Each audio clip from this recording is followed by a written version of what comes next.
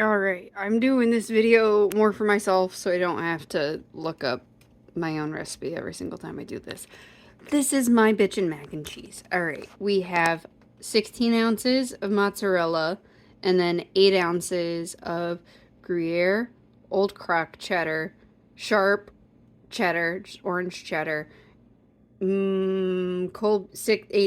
ounces of Colby Jack, and then 16 ounces of low moisture mozzarella. Got salted water that we are boiling. We have a box, a 1-pound box of large elbows, and then a can of evaporated milk. What we're gonna do is we're gonna boil the pasta, we're gonna make a roux, we're gonna put some cheese in, we're gonna put it in the pan, and then we're gonna bake it. It's gonna be great. I forgot to mention, I'm boiling my pasta for 2 minutes less than al dente. If your box says 10 minutes al dente, do 8. I'm doing 6 because it says 8. Nice. Alright, I'm going to take this tiny onion and grate it into some butter before I make my roux. We'll see in a second. Alright, this is less than that whole onion because I realized I didn't need that much because I don't want it to taste like onion. I just want that je ne sais quoi. So this is like a tablespoon and a half of that onion grated and about 2.5 tablespoons of butter melted. So what we're going to do next is we're going to put 2 tablespoons of flour in here and we're going to make a roux. Alright, so here it is with the flour, and we're going to cook it out until it browns a little bit, and sometime in the meantime, we're going to add the seasoning. I'm going to add about a teaspoon each of salt, pepper, garlic powder, cayenne, and MSG, and that's all. I'm not going to add anything else, I swear. Just this time, I swear. So my original recipe called for like some really weird amount of evaporated milk and some other really weird amount of other milk. So I'm not doing either of that because I don't know why I did it originally. I'm gonna try to like hold this with my chin while I pour and whisk, but if you can't see it, I'm fucking sorry. Whisk. Fucking whisk.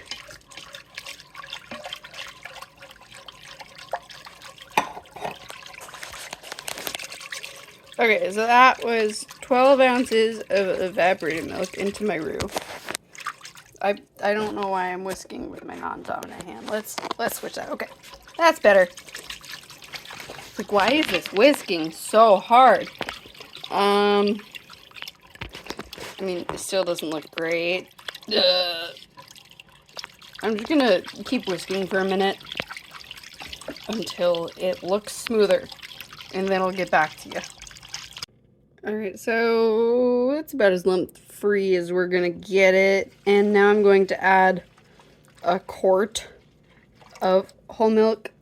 It's lactose-free whole milk because the people in my family can't digest lactose, and I love them, and I don't want to hurt them. So I'm gonna slowly whisk this together. And you can see that this volume of liquid is far too much for that amount of roux to have her really have that much impact on. But it's there, and I'll know it's there, and you'll know it's there. And next year for Thanksgiving, when we make this mac and cheese, we will collectively know it's there.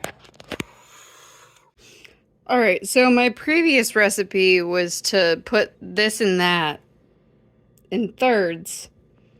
For reasons you will never understand and I will never explain to you. But instead, we're going to do it a better way. I'm going to do it in quarters. And I will explain that to you. So I'm going to take approximately, if you could ever approximate that much cheese, a quarter of this cheese and put it in here to make my Mornay. Blah. Yeah, well, that's, yeah, well, a little more. I think that's a quarter of that cheese. We'll do a little bit. We'll do a little bit more. We'll do a little bit more. Yeah. Alright. Now I'm going to whisk this in until it is a Mornay. Yeah. Yeah. I poured a massive amount of cheese into this liquid and it is still melting. I'll check back in with you in like fucking 3 years maybe. 2 if we're lucky, I guess. Okay. I've finally mixed and heated this Mornay long enough that it is no longer defying me. So now I'm going to add the pasta. Be right back. Okay, now the noodles are added with my previous add portions of the cheese theory. I'm going to add another quarter of the cheese. I'm not really sure why, but there's a part of me that feels like part of the cheese needs to be a part of the sauce. Part of it needs to not be a part of the sauce. So I'm gonna actually, you know what? I'll give you a little treat. I will give you a little treat. I'll do this on camera. I'm gonna just gently mix this off the heat. Yeah. Yeah, look at that. Look at that. It's almost less liquid. But here's the thing about how liquid it is. I want it to be this liquid because in the past I haven't made it this liquid. And it has ended up being tighter than I want it to be. So this time I'm trying to make it better. So I think maybe more liquid at the start will mean appropriate amount of liquid at the end. Alright, I think this is an appropriate amount of mixed. Oh yeah, look at that cheese. Oh fuck yes. Oh fuck. Alright, I'm gonna put this into the dish and also my test molds. And I'll see you in a second. Alright, so I seasoned the top a little bit.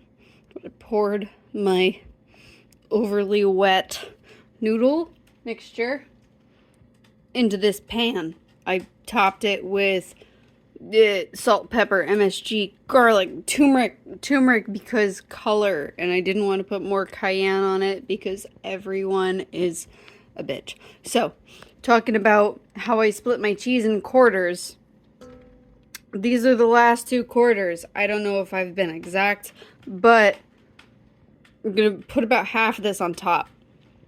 I'm gonna do that now. And then when I bake this again to reheat it and serve it on Thanksgiving, I'm going to put the remaining quarter on top. Because I think there's some benefit of having a twice baked cheese crust. Yeah! Okay, so yeah, we're gonna just do that.